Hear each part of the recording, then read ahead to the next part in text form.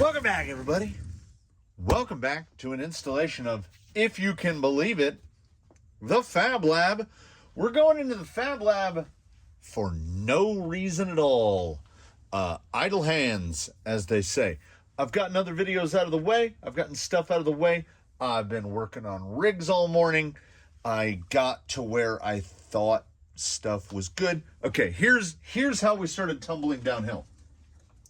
I had said in the Zoku RC video about how when I got this, it made me want to spend money on it. So I desperately wanted to get it Dravtex, and I wanted silver ones. The only thing that's in stock at Deluxe right now is like dark orange, pink, purple, no color that I wanted. So I said, how about we use some of the SE hardware that we already have, SE Gray Springs, SE Cups, and just some good old Traxxas 2660s. And boy, are they smooth. 40 weight up in there, perfect length.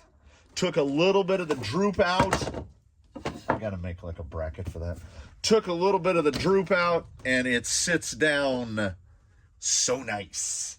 No even need for preload on there. I mean, this is buttery stuff here. So he had that set of elements that I had built up with like Vanquish clamping and all that. They went on to the Tranquish. This guy hasn't been driven. The Tranquish hasn't been driven. There's another party involved in this. This is, oh, also, here's a Fab Lab you missed. Made a little Delrin piece there to hold, because it was just a little bit too long. I had my original hook on the yellow right there. Look how nice that is. Very nice. I think it fits in nicely with the cage. Turned that down on the lathe. That was super fun, getting that center reduced. I had to do most of it with a file. So we're gonna, oh, and if you haven't seen the little chin hook there, oh, they feel so good.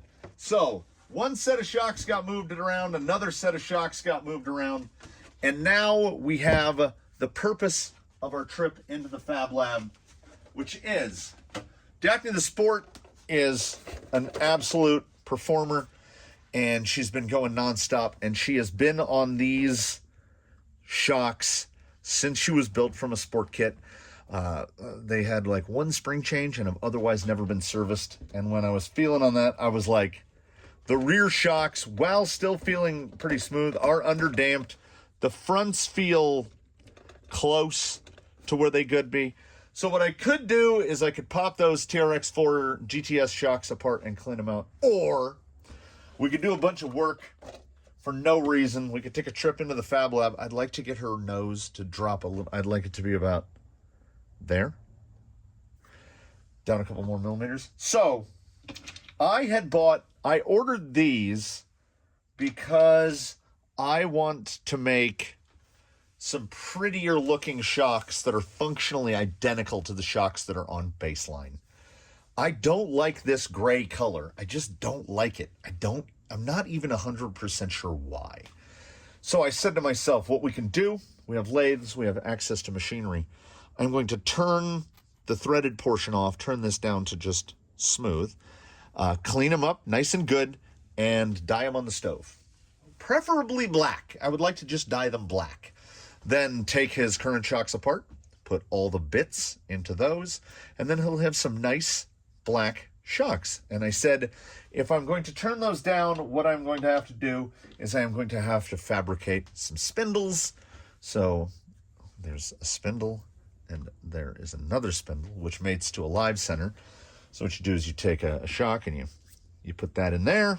Then this goes like this. Clamps in, this is in the jaws, this is in the live center, and then you get the lathe and you just zip those off.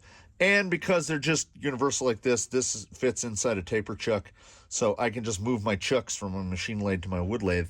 And then, because it's much more pleasant to hand sand things on a wood lathe, I can sand the bodies down and get these nice and smoothed out, and then they'll be ready to die. So I had built that little implement, and I said, sweet, you know what we can do? We can kill two birds with a single stone.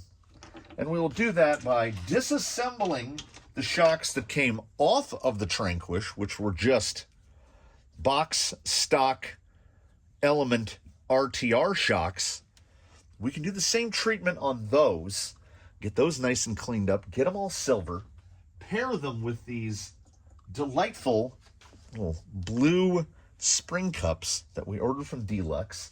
We've got hardware, SE specific hardware, which has the bleeder holes. So we'll build these all nice, built to be underslung, so there'll be bodies at the bottom, shaft at the top. We will get these built up and nice for her, but I would rather not have the threads, because what happens is the threads, they get filled with like dirt and junk, and then they don't look good. So we are going to ruin the clear anodization on the outside. We are going to turn these down on the lathe in the exact same fashion. And I said, hey, 2 birds with 1 stone. I grabbed a little piece, I put it in there, and because as it turns out, they use all the same stuff down here at the bottom, but they do indeed use different pistons, because the bore on these is 9mm and the bore on these is 10mm. So they are a bigger bore shock. So it's so nice. We did it twice. Here's the 9 bore. Here's the 10 bore. It's got they've got a little nib to go into the hole. Slides in real nice right in there. They can, because the parts are the same, use the same little hat piece. Now, will these be perfectly centric? Probably not. They're going to be off by a few thousandths. They're made by hand out of Delrin. And then, of course, it's just tension that's holding it in place. You live centering it, because it will just...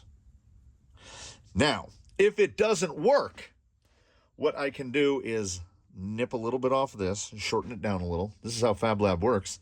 And then I can take this piece, chuck it up, drill it, tap it, and I can bolt this onto this. But in the past, I mean, this is how turning on centers works. This is how spindle turning works.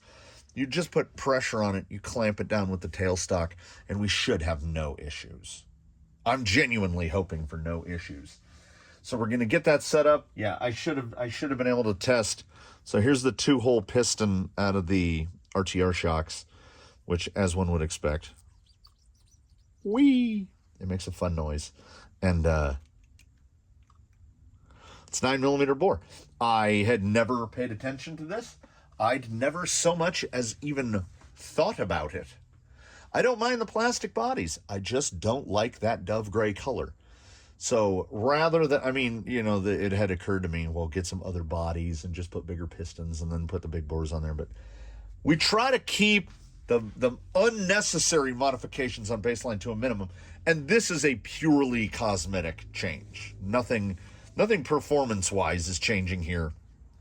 So I'm okay with that. We're going to move this setup over so that you can watch some little tiny bits of aluminum and plastic fly off. We're definitely going to turn the plastic ones first, because that set of shock bodies was $10. And if we screw that up, no problem. I would prefer not to screw these up. And, I mean, worst case scenario, they're just ugly. But our goal is to kind of, you know, patina it or otherwise. We want things to look sort of pretty. So let's go over to the lathes. Let's try to make these never again fit large springs. This is Rubicon stuff. We're going to pass that point, and there will be no going back. Now, don't think that it hasn't occurred to me that I could probably just chuck this whole thing up as is in the wood lathe and just take this off with sandpaper.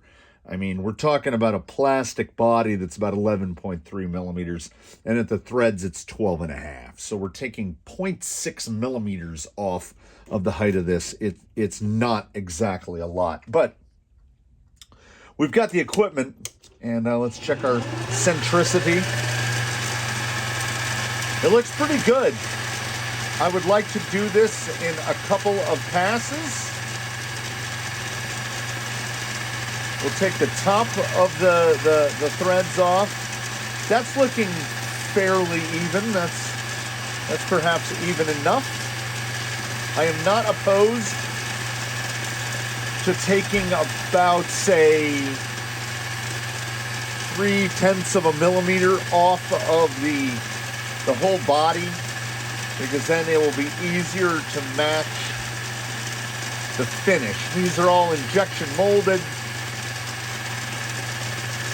We are effectively, I guess it's faux chemistry, but we are machining here. So I wouldn't mind taking it down to 11 millimeters dead, just so that I know that we won't have the line right here. And as I should point out, as I do whenever I'm running a table saw, when it comes to fake machining, which is what's going on right here, don't do as I do or as I say, because I probably take shortcuts that shouldn't be taken. Whatever type of like nylon this is molded out of, it's coming out pretty good. You can see there's just the very base of the thread remaining. And I can get my cutter out past the end. That is all that really matters. I haven't really looked. Let's zero out our guy here. We'll go about 6 thousandths. No, I want to be back here. I want to just see a bite. We're at about 12 thousandths. There we go. So if we do that as the uniform depth across, I can still see a little bit of where the thread ended. Like, see, don't do this, kids. Don't touch the spinny things.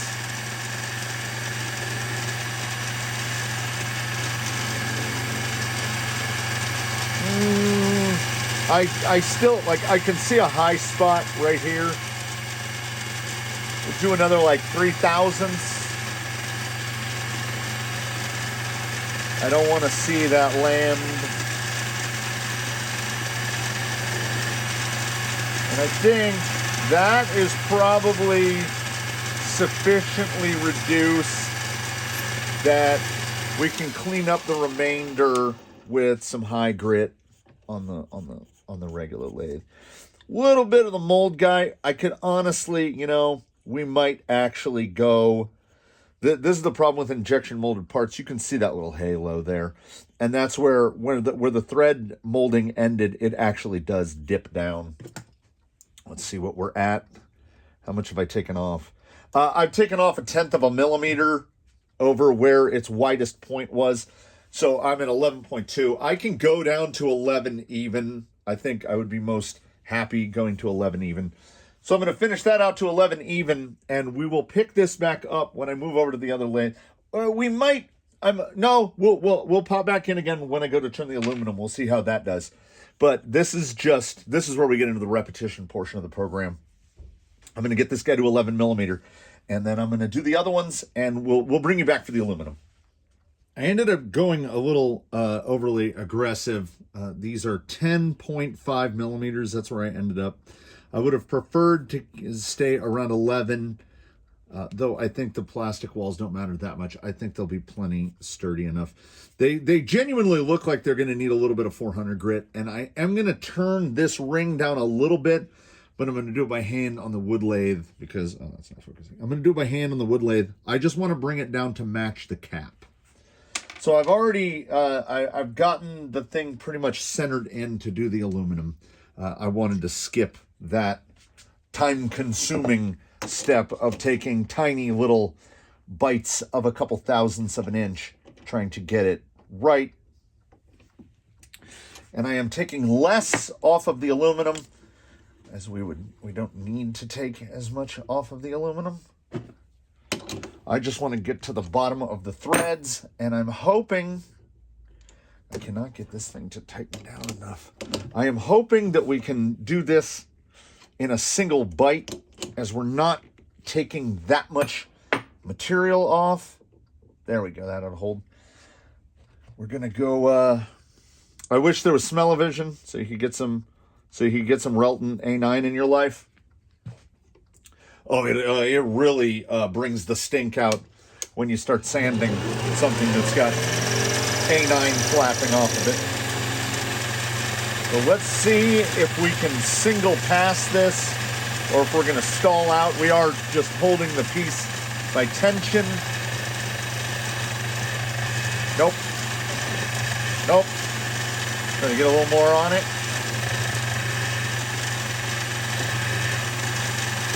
No, it's just asking too much. So we'll set this to 0. We'll go back about half the depth.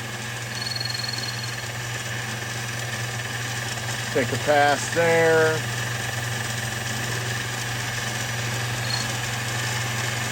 Go in about a third of the way. Oh, still too big of a bite. The heat builds up a little too quick. And that's what this process is, just this over and over again with it stalling. I might have the tooth on the blade loaded up a little bit.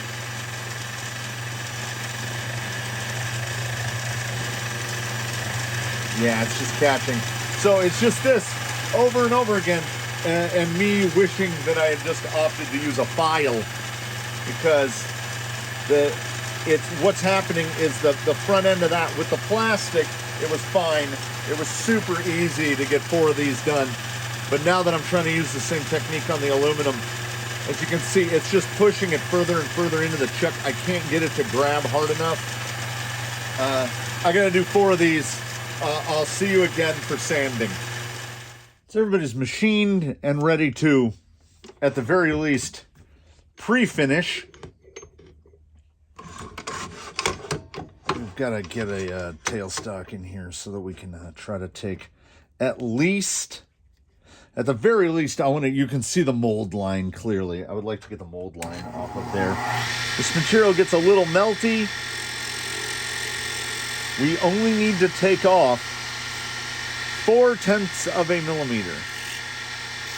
So when I was doing the other bit, I learned fairly quickly that if I had to do this, like if I had to do a lot of these, I would definitely make the spindle out of something beefier, probably aluminum. I didn't want to, I was taking extra effort not to scratch the insides of the bores. That's what I did not want to do. And Delrin is not going to scratch them. So we have a very simple, this is 400 grit. We'll go down 400. And then good old Novus number 2. A little bit on there just to clean it up. I think these look fine, and I think once they're colored, they'll look even better. I am at the limit. Seat that back down again. There we go. It's not that much different of a process for the aluminum. That's about all I'm going to need to do to the plastic to get them through the die. You can still just see that faint halo. There's a little bit of where the sprue was when it came off. But I think once you have one finished and put together, I think it looks absolutely fine. They'll get an alcohol wash, and then they'll go in the die, whether I have to go to the store and buy a die or not, and I'll clean that up. I'm happy with that. There's nothing we can do about the mechanics of the fact that the cap threads on from the outside. They would look a lot cleaner if the cap screwed on from the inside, like on a GTS. But we work with what we've got, and I think these came out all right. So I have 2 more of those to do, but before we do that, let's see what kind of labor is involved to do the same for the aluminum.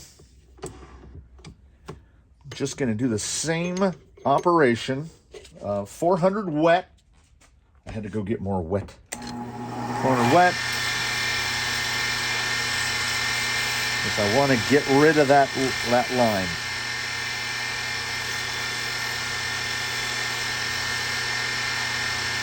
I don't think they're going to need more than that.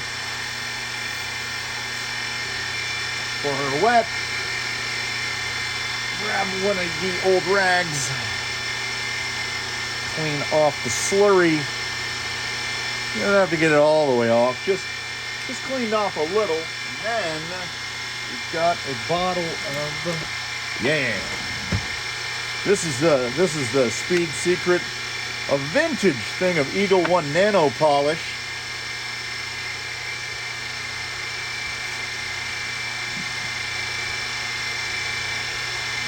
It occurs to me I probably shouldn't use the same one for plastic and metal. Get just a little less of that. This is the stuff. You should see a lot of black coming off.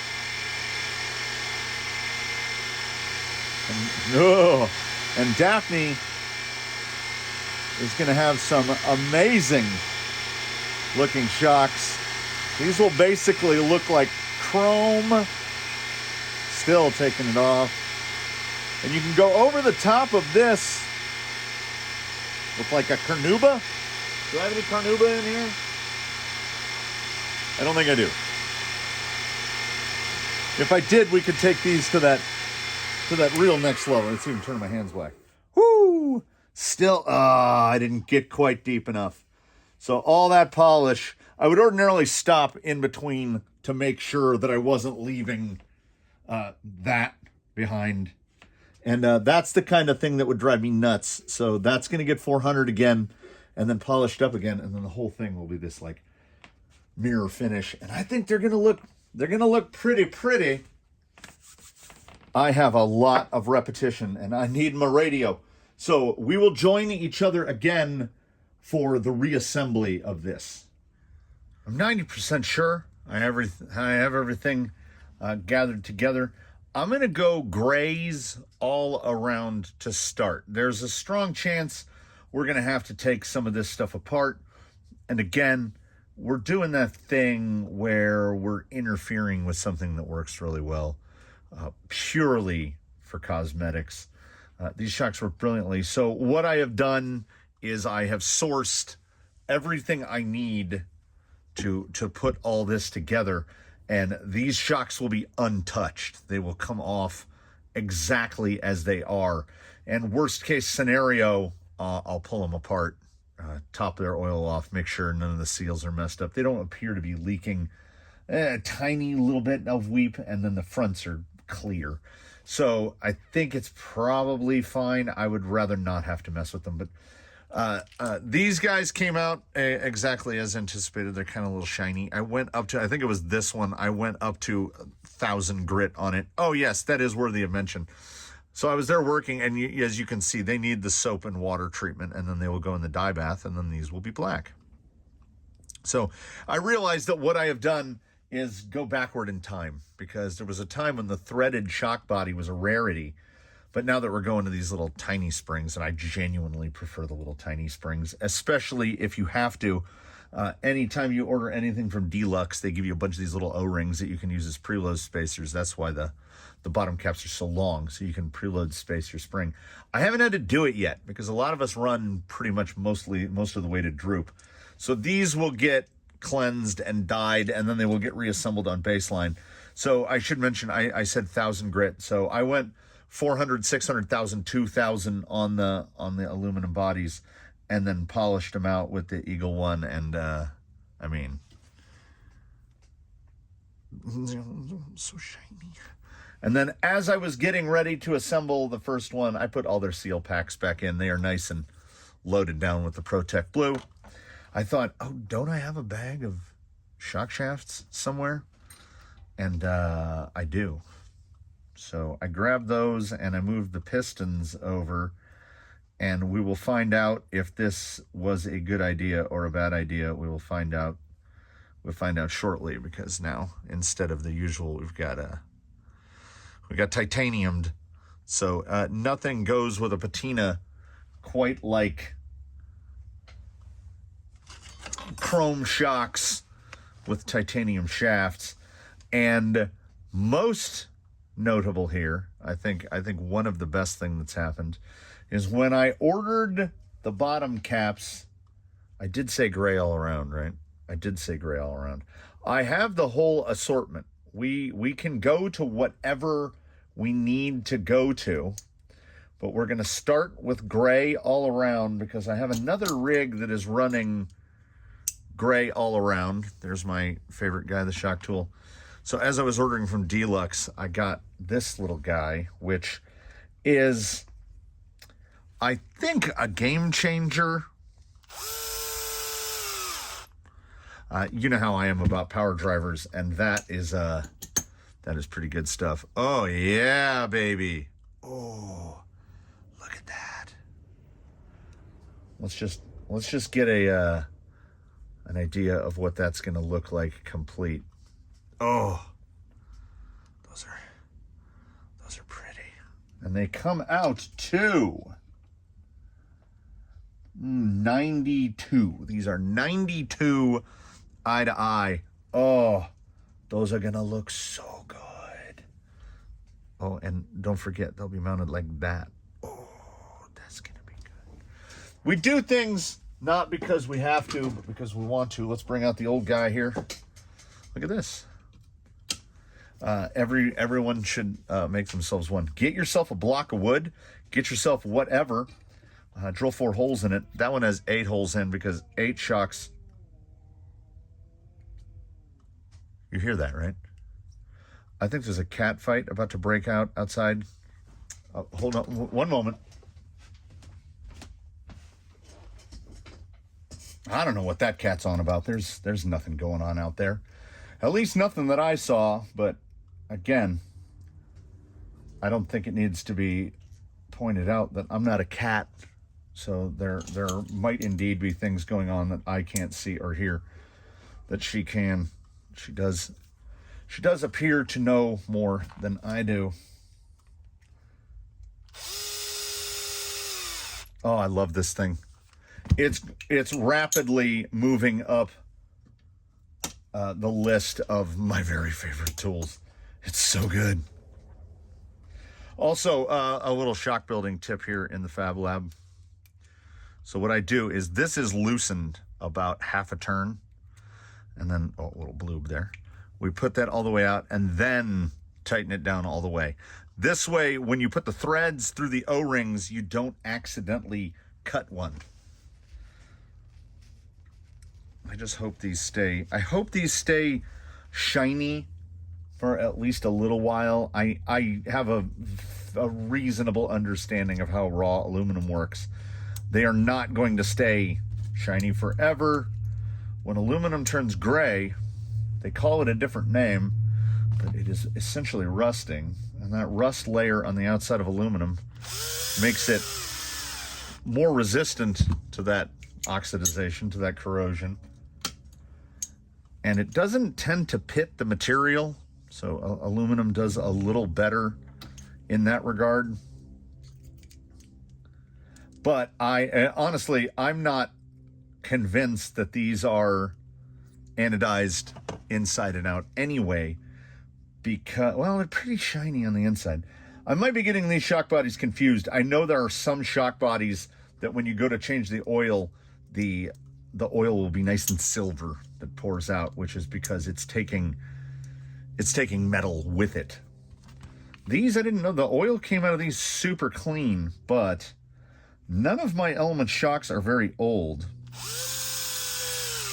They're pretty good shocks, so I don't have to fuss with them too often unless I get into a thing like this, where I decide to machine off the threads that ordinarily people would be like, boy, threaded shock bodies would be great.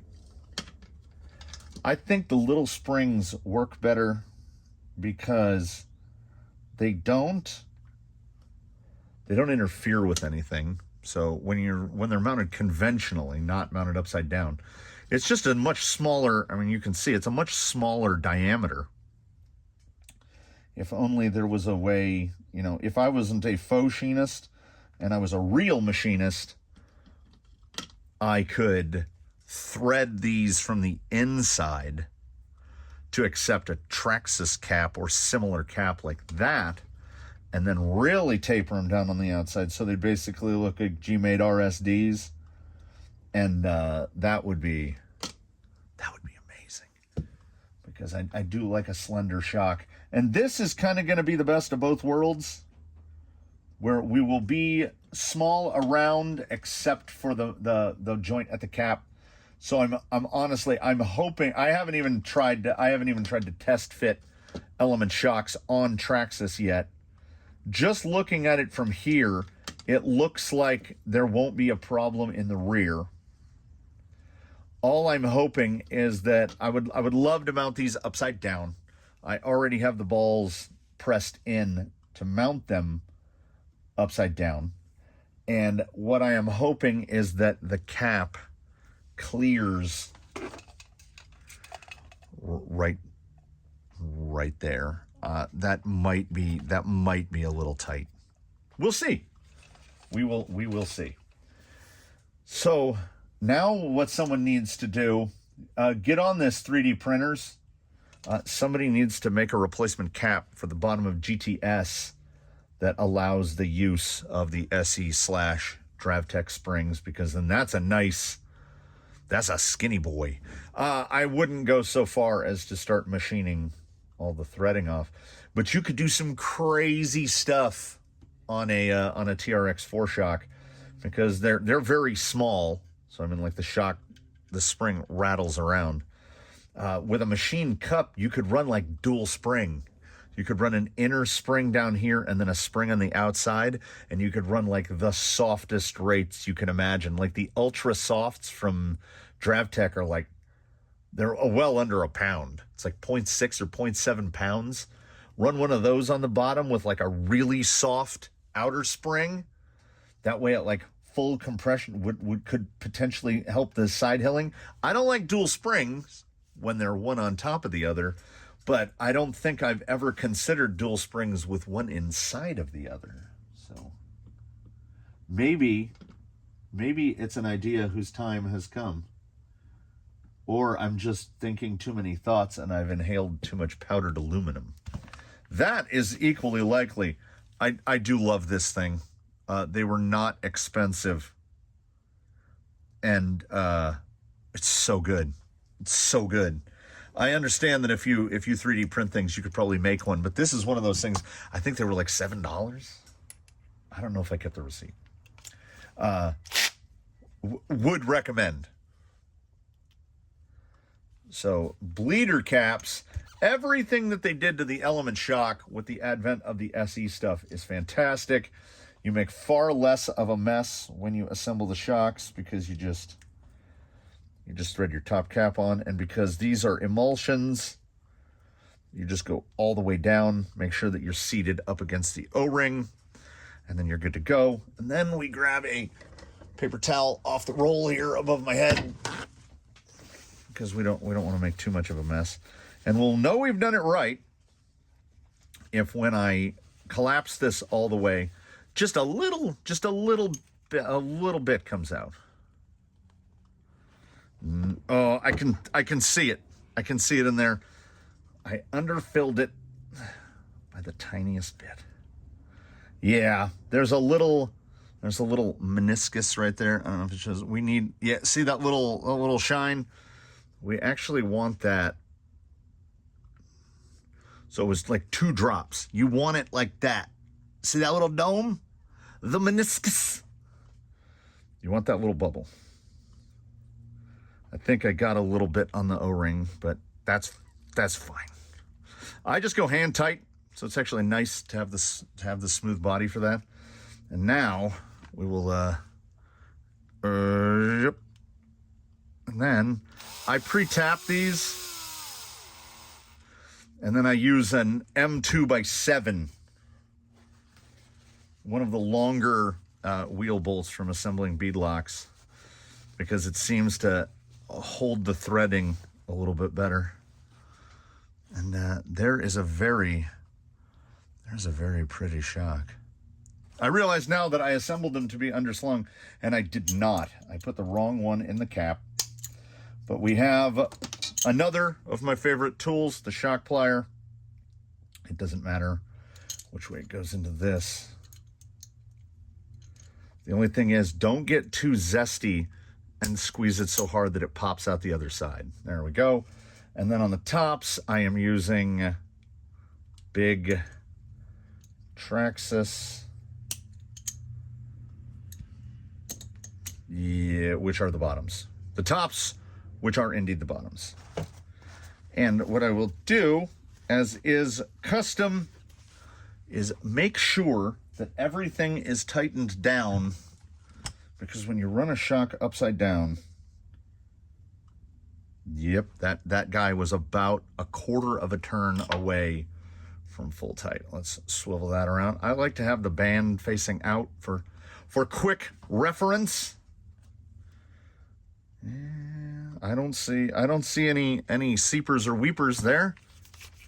So we should be good. G2G. We're going to put one of these on here, and then I am going to turn the camera off, and then I'm going to do the other three. Don't fall apart too much. Then what we will do is we will head out yonder, and we will see if we messed it up. It'll be fun. We'll go together. This is how we kill an afternoon here in the workshop. Oh, hey, the rod end didn't fall out. Alrighty. And because I located these axial, the little standoff, built-in standoff hollow balls, we are going to go to the same exact position. We are going to go to the same exact position. Yeah, I'm trying to pick the whole rear end of the truck up from the end of a 2mm driver. I'm going to tighten that down. And I think that's probably going to put the shock, right about where we want it. Oh, that does feel good. Now, the only question will be, how does it feel when it's sitting down? How did we get on the shock angle? Better, I think better than we had it before. That looks really nice. I'm happy with that. And now I get to do it 3 more times. Oh, tell me those don't look good. Daphne thinks they look fantastic. Velma thinks they look fantastic. Oh, I love it. I love it. Let me do it 3 more times, and then let's find out if I randomly chose the correct spring rates. That's the fun part.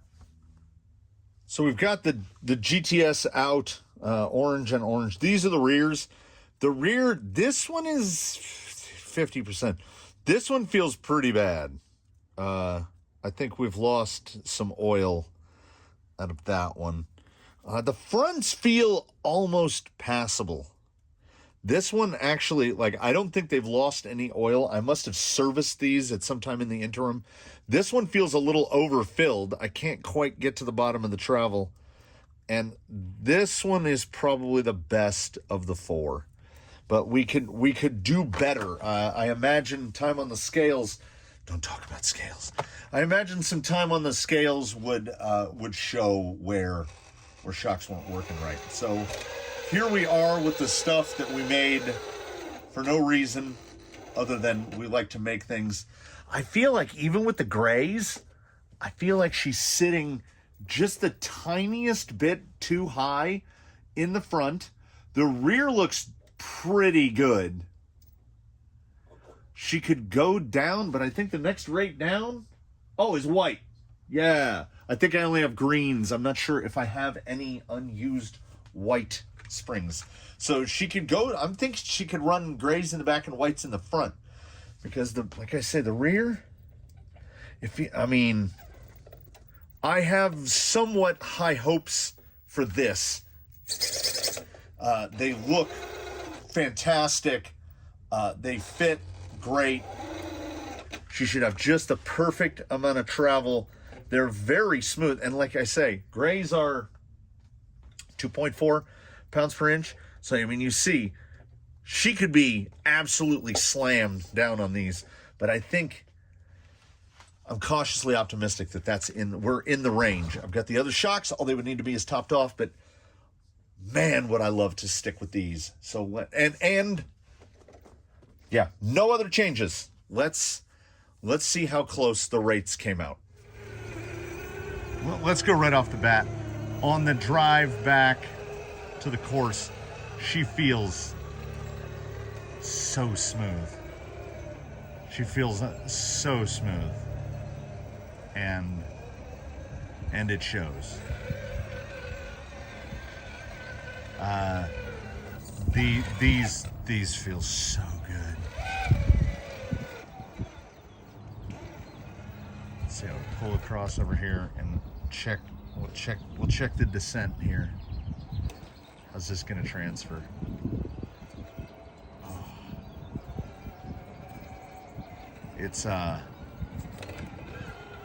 It is buttery and it is delicious. It's called Daphne's other line for a reason. Oh, I thought she was just gonna straight pull it. Way too wide there. Pull it straight back here. See how she do. There's a little more bite there in the rear. We're gonna drop and we're gonna push back.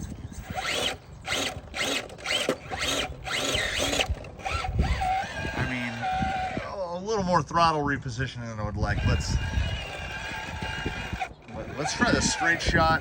See how she pulls on this side of it.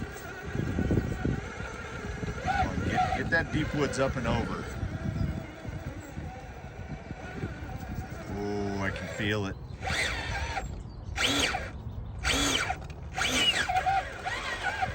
Little shudder. Ooh, little shudder.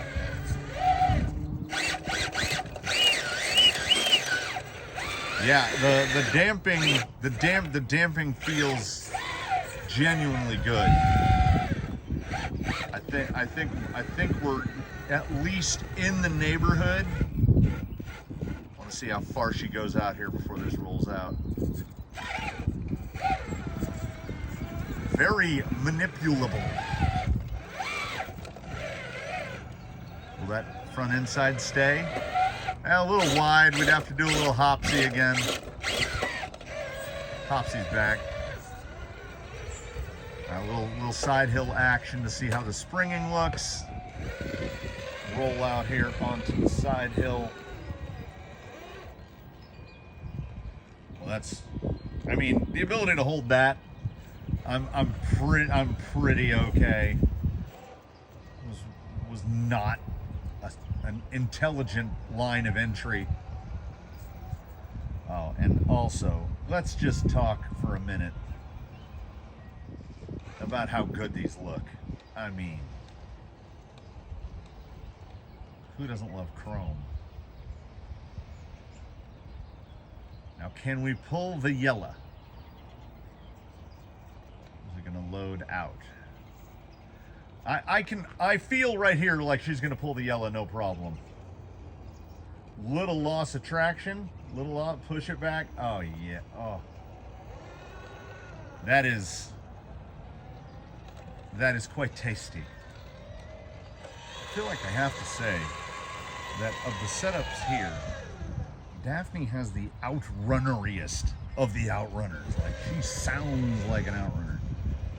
All right, straight pull.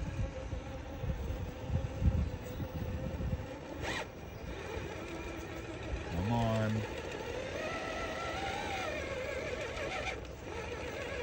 Trying to get that side lug engaged. I mean, that's forward driving. Try to get that end up real high. Oh, just places it right back down. I don't know how I got into that position. Oh, she is glued to the ground. And back into the L. Oh, that's insanely high. How close she got to, this is still no bump.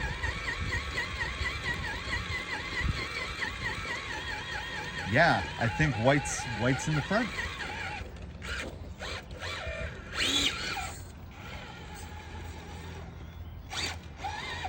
Oh, I mean, Argentum is a bumper, but he's got some stiff competition right here.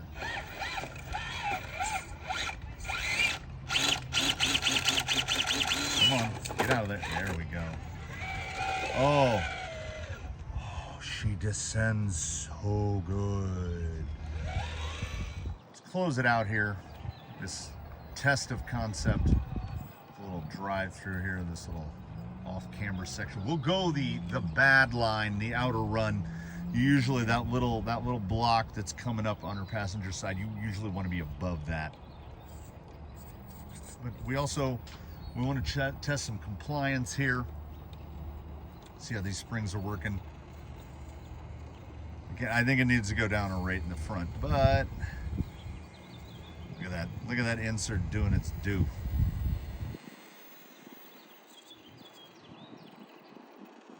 She can do it. So there was definitely an element of risk here. Like what was the outcome gonna be? Ooh, that was a tripod adjustment, one-handed driving. Hopefully we can cut high enough. Yeah, side leg on the deep wood's doing really well. They look amazing. Three-wheel motion there. Stay in it. Stay in it. Yeah. And they work even better than what she had before. This is optimized performance. We are really building up some stuff here for the upcoming Crawlympics.